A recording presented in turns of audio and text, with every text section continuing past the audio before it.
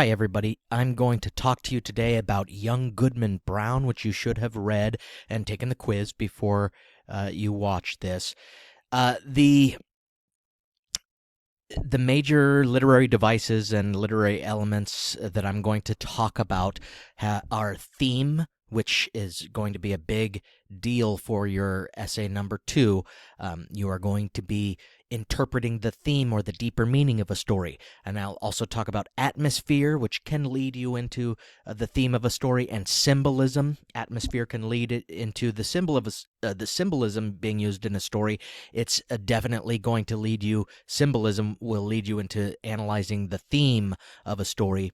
And then I'm also going to talk about allegory, which is similar to symbolism in some ways. So these are a lot of literary devices and ideas that you're going to be using in your upcoming analyses of literature. So another thing that you'll be able to use when analyzing stories is the background information. No longer a formalist literary analysis. You can analyze the historical background or the biographical background of the writer in order to decide what you think the deeper meaning of a story is, what the theme of a story is. So first we're going to look at Nathaniel Hawthorne, born 1804, died 1864, one of America's first literary figures, in that we recognize him as a great writer today. He was born in Salem, Massachusetts. He had a Puritan background. So the Puritans, think the Pilgrims. The Puritans, I'll talk about who the Puritans were, but he had an ancestor who was John Hawthorne. He was one of the 3 judges at the Salem witch trials, and a lot of people think that young Goodman Brown has something to do with what happened in Salem, Massachusetts, and the Salem witch trials, and Nathaniel Hawthorne kind of struggling with the idea of what his ancestors did to those women, right, and whether or not the church and the Puritans were righteous people. So who were the Puritans? Puritans left England because they wanted religious freedom, right? They left because of religious persecution, or they wanted to be able to practice their religious ideals without being persecuted. The Puritans wanted a pure church. So this means they thought having candles in church was too fancy, too ostentatious, it distracted from the real purpose of church, which was to focus on God. Likewise, they didn't want images in their church. So if there were paintings of, the Virgin Mary or Jesus or anything like that, they thought paintings or statues, right, like Jesus on the cross in their church, they thought this was too close to having an idol. So there's a term for this. An icon is a term for an image specifically used in a church. So if you didn't like the images in your church, you were an iconoclast. You clashed against that. You didn't like having images in your church. You thought it was idolatry. So they didn't want stained glass windows for the same reason, because it was meant to be beautiful and to depict images, right? They would have pictures in the stained glass windows. They're saying this is distracting from, having a simple life and just paying attention to God. It was a very they had this idea of they wanted to get away from the Catholic Church, which had a lot of imagery, stained glass, things like that, and they were Protestant, but they were very, very pure and simple in what they thought a church should be. So they rejected the Church of England. The Church of England already had rejected Catholicism, but they thought the Church of England was too showy. They thought the Church of England was doing the same stuff as Catholicism. So they wanted to be very serious, have simple lives, governed by the strict interpretation of the Bible. And it was among the Puritans here in America, after they came here, it was among them that they started hanging witches at Salem. The Salem witch trials, which you may be aware of. So they were very strict. No dancing, no gambling. That's kind of common, but no drama, meaning they didn't like theater, anything like that. There's a movie called The Witch that actually depicts what Puritans were like in America very clearly, and they would essentially just want to live out in the forest. and pray and not have fancy clothes, not have anything that made their life easier, right? They were very strict. The dark side of this was their devotion to God and their suspicion of anything that they thought was not pure would lead to the witch trials. So I want to start to talk about theme. Theme is very important. Theme is the main idea or an underlying meaning in a literary work. So this might be directly, overtly stated or indirectly. An example of a theme that's directly stated is in O. Henry's The Gift of the Magi. And he says, what he says at the end, that, their gifts are actually more wise than the gifts of the wise men, right? And he's kind of teaching you his lesson. It's the purpose of his story. He kind of tells you directly. A lot of times writers don't tell you directly. It's indirectly. You have to read between the lines to figure out what the meaning of the literary work is. So it's important not to confuse the theme of a story with its thematic subject. The subject is just a topic. That's the foundation for the story, for the foundation for its themes. It's a general topic, and that's the topic that the writer is exploring. But the theme is an opinion that the writer is expressing on that subject. So, an example. A writer might choose war as the thematic subject of his story. The deeper meaning of his story is about war, but you must ask, what about war? What is the writer saying about war? You can't say the writer's theme is war, because that's not a theme. That's just a subject. If you say what you think the writer is telling us about war, what you think the writer's opinion about war is, and how you can tell from what they've put in the story, then you have the deeper meaning of the story. Then you have the theme.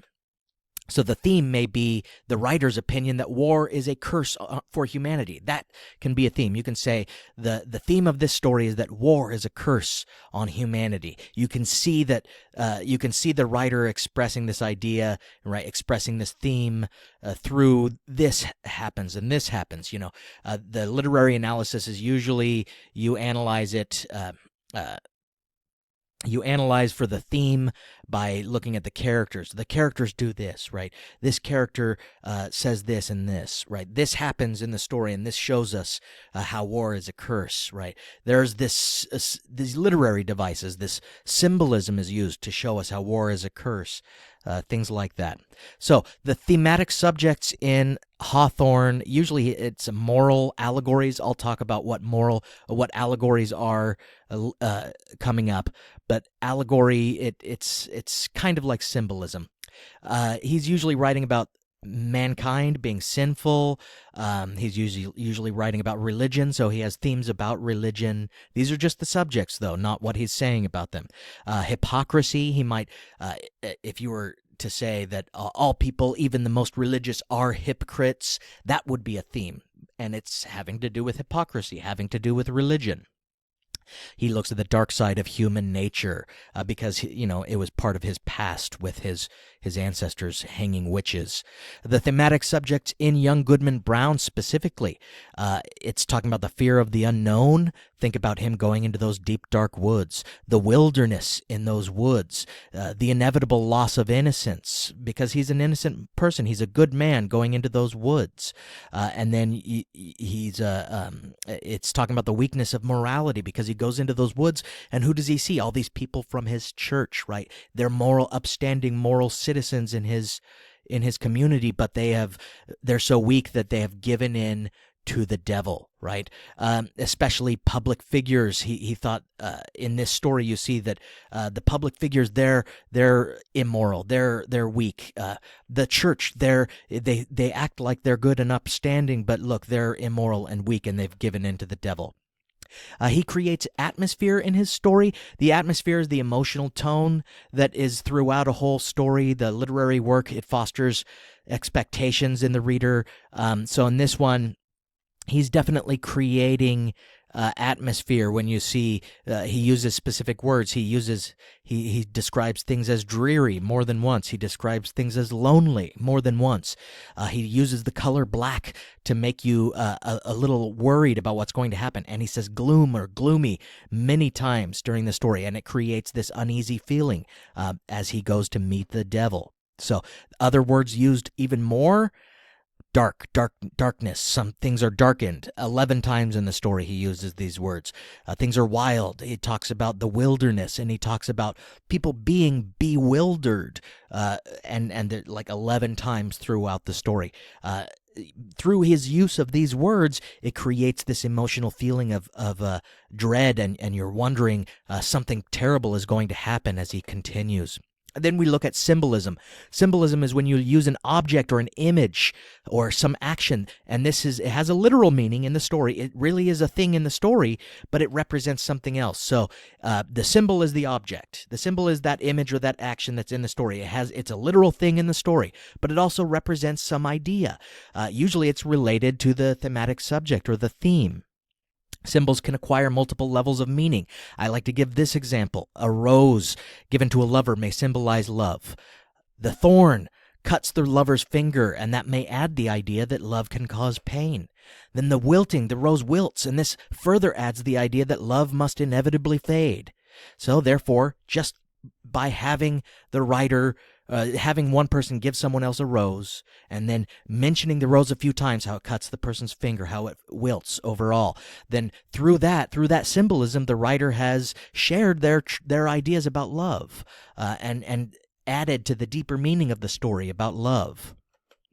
So symbolism in young Goodman Brown, the symbolism you might see in this story, there's the staff that the devil carries, right?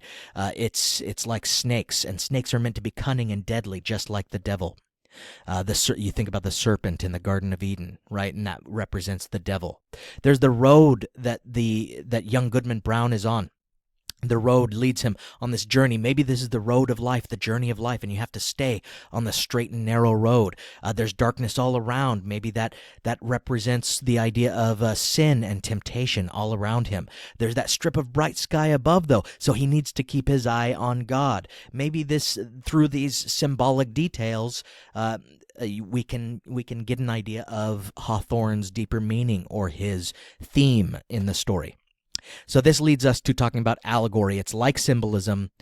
This is where it's kind of a symbolic story where the whole story is symbolic. It has abstract ideas and principles. They're described through the characters, through the events. So it's usually used to teach a moral lesson, and I think we can see that in this story.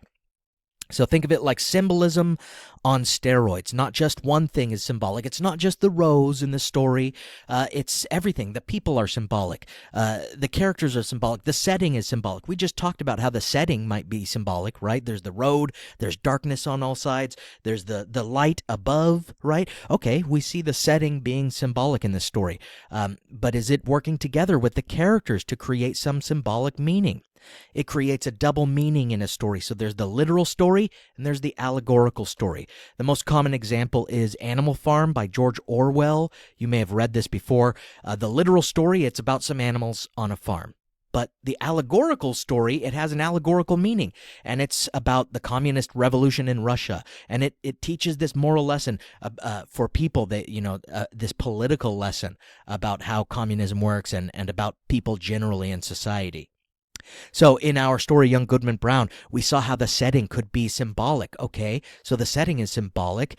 Does it work with other things to create symbolic meaning? Well, think about the characters. He is Goodman Brown. Well, he's a good man, right? His faith is in jeopardy. His wife is named Faith. Maybe she represents his faith, his belief in religion, right? He's going through life. He's surrounded by temptation. He's a good man surrounded by temptation in life. He's keeping his eyes on the sky, the light in the sky, God, but he's tempted by the devil, and his wife, his faith, is in jeopardy. Right? He journeys through a dark land of temptation. He must resist the devil even when everyone around him seems to have given in. When you think about the story this way, yeah, it does seem like every part of it is being used to teach us a moral lesson about what it's like to go through life, and keep your faith and remain a good person. None may know the truth that's in another person's heart, and he realizes this throughout the story. So yeah, I would say that this story, it has symbolism, it creates an atmosphere, it definitely has a theme, like a deeper meaning that it gets at through this allegorical representation. Through this allegorical story, we see the deeper meaning of this story. Keep these ideas in mind as we move on.